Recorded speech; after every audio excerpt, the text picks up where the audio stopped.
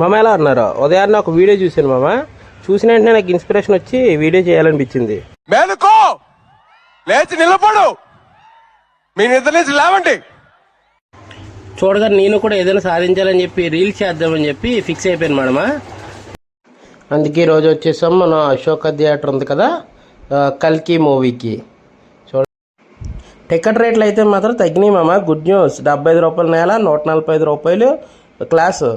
మాత్రం క్యాంటీన్లో మాత్రం రేట్లు పగిలిపోయినాయి మామ. ఎవరైనా ఇంటర్వెల్లో తింటారో, మేమైతే మామ ఇంటర్వెల్కి ముందే సినిమా స్టార్టింగ్లో మాత్రం కొనేసుకున్నాం. ఎందుకంటే క్రౌడ్ ఎక్కువగా ఉంటుందని.